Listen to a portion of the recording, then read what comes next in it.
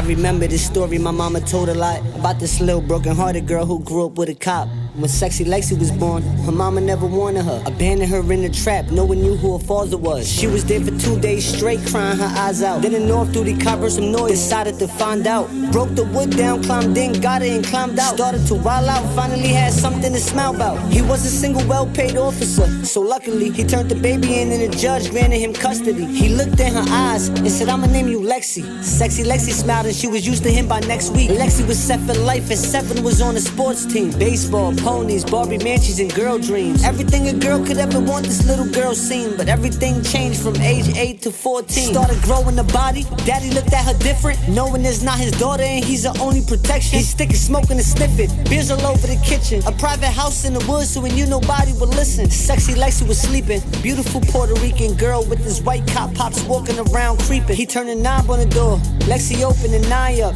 Deep sleep though, it was tough for Lexi to rise up. Creeped up behind her, closed the door in silence. Poor little Lexi couldn't change, she a dime now. Jumped on her all crazy, started ripping the clothes off. Lexi started screaming, he knocked her out and she dozed off. Ate her pussy and fucked her, nasty motherfucker. She was only 8, there was blood all over the covers. He hid it in all positions that did himself in the kitchen. Lexi woke up and knew her innocence was missing. Blood all over the floor, there was blood all over his balls. Nigga blew his brains out, there was blood all over the walls. Lexi could barely walk, called the cops, he could barely talk.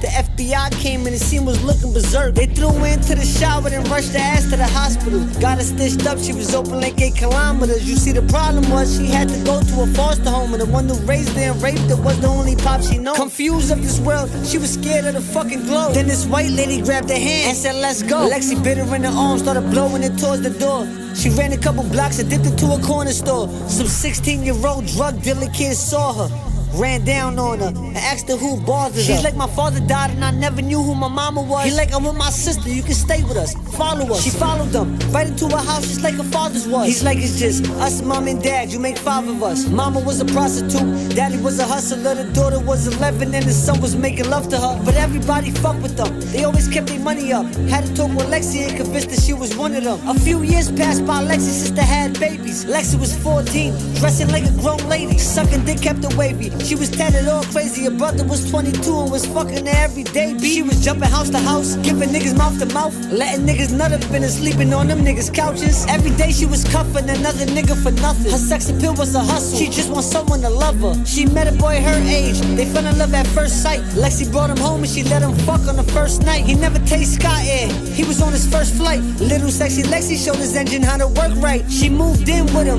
even started to be faithful. He told mama that she pregnant and she staying cause he say so. See, he ain't no shit, but he knew he was in love until he went to take a piss and started leaking out blood. Little nigga was nervous, he forgot to use a rubber, and then he went and grabbed a ratchet and he asked her if she loved him. She said she was in love, but she forgot that she had AIDS. And then the devil came out and he let fire to her face, dragged the body to the basement, stood over her and prayed, then blew his brains out so he could be with Lexi every day. R.I.P.